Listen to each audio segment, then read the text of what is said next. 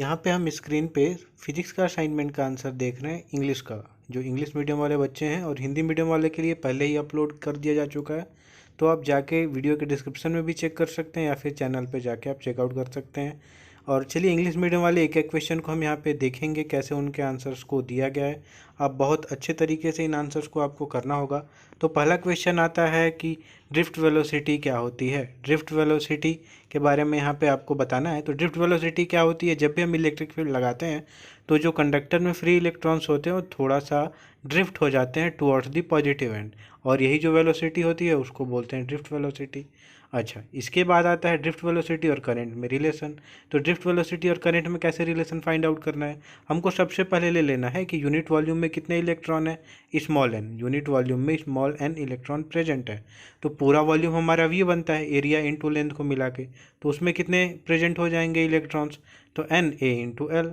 अच्छा, अब total charge इसमें दे दिया गया, कितना होता है क्यू इक्वल टू एन और ई होता है। तो यहाँ पे एन, कैपिटल एन की जगह पे क्या रख देंगे, एन ए और एल, क्योंकि पूरे वॉल्यूम के लिए निकाला है चार्ज, तो पूरे वॉल्यूम के लिए चार्ज हमने ये रख दिया।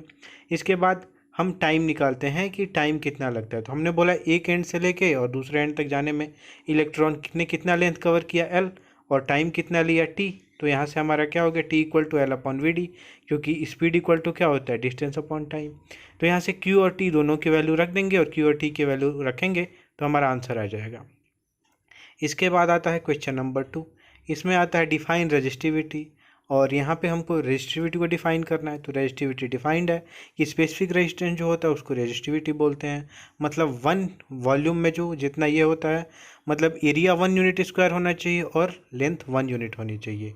तो आप देख सकते हैं इसको ये बोलते हैं। फिर बोलता है कि ये जो रजिस्टिविटी है इनका रेशियो पता करना है। तो रजिस्टिविटी का रेशियो हमने यहाँ पे दिया हुआ है। रजिस्टिविटी तो लेंथ एरिया पे ये डिपेंड नहीं करती, और रेजिस्टेंस का भी रेशियो पता करना है तो ये तो लेंथ और एरिया पे डिपेंड करता है। तो इसमें लेंथ और एरिया की वैल्यू हमने रख दी और 1:2 आया। इसके बाद हम देखते हैं क्वेश्चन नंबर 3। क्वेश्चन नंबर 3 क्या है, the value of the resultant magnetic field of an American loop is B equal to mu naught I upon 2πr। Explain 4 major findings for this relation. तो यहाँ पे आप देख सकते हैं कि resultant magnetic field American loop का दे दिया B equal to mu naught I और 2πr। तो यहाँ पे आप देख सकते हैं बहुत ही अच्छे तरीके से इसको किया गया है। यहाँ पे कंक्लूजन हमको बताना है और क्वेश्चन में पूछा गया है explain 4 major findings for this relation. तो पहला कंपैरिजन कर दिया गया, दूसरा बताया गया magnetic field is same at every point. तो इस लूप में मैग्नेटिक फील्ड हर एक पॉइंट पे सेम होगा। फिर कंक्लूजन 3 बताना है कि कंक्लूजन 3 क्या आता है।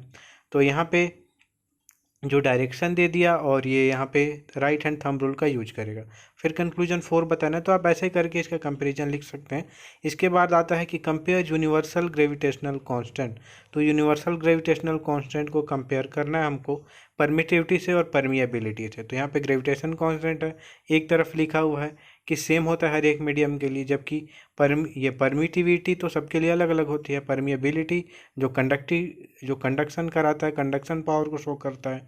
इसके बाद हर एक के लिए यहाँ पे अच्छे से एक्सप्लेन कर दिया गया है। अब हम मूव करते हैं क्वेश्चन नंबर 5 को। क्वेश्चन नंबर 5 क्या बोलता है, डिफाइन पोटेंशियल ग्रेडियंट। तो पोटेंशियल ग्रेडियंट क्या होता है, जब भी हम लेंथ के थ्रू मूव करते हैं, किसी भी लेंथ के थ्रू पॉजिटिव एंड से मूव करते हैं निगेटिव की तरफ, तो पोटेंशियल कम होने लगता है, और इसी फिनोमिना को बोलते हैं पोटेंशियल ग्रेडियंट। तो पोटेंशियल ग्रेडियंट क्या हो गया, V/L, यहाँ से हमने दिखा दिया। इसके बाद क्या होता है, क्वेश्चन आता है in the given diagram right the value of I। तो I की वैल्यू हमको निकालनी है। तो जंक्शन पे जितने करंट आके मिलते हैं, जितने एंटर करते हैं उतने ही बाहर जाते हैं। तो यहाँ पे एक जंक्शन P लेते हैं, तो इधर की तरफ आने वाले करंट कौन कौन से हैं, 5 एम्पियर और 2 एम्पियर, और जाने वाले कौन कौन से हैं, तो I एम्पियर और ये 4 एम्पियर। तो ये जो आने वाले करंट होते हैं वो जाने वाले करंट के इक्वल होते हैं। तो यहाँ पे हमने दिखा दिया आने वाले करंट जाने वाले करंट के इक्वल होते हैं। इसके बाद आता है what is lightning, right the average peak power stroke on it. तो lightning is a naturally occurring electrostatic discharge. ये इलेक्ट्रोस्टैटिक डिस्चार्ज है during which two electrically charge region both in atmosphere और इन वन और the ground temporarily equalize themselves. अच्छा, इसका मतलब आप समझ लीजिए कि लाइटनिंग क्या प्रोसेस है। तो लाइटनिंग प्रोसेस में क्या होता है कि इलेक्ट्रिकल डिस्चार्ज होता है, मतलब एक चार्ज दूसरे चार्ज से मिलकर और डिस्चार्ज बन जाता है, डिस्चार्ज हो जाता है।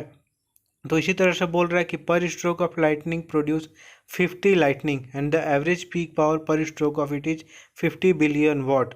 तो इतना इसका एवरेज पीक पावर का स्ट्रोक है। तो यहाँ पे आप कर सकते हैं बिल्कुल ईजिली।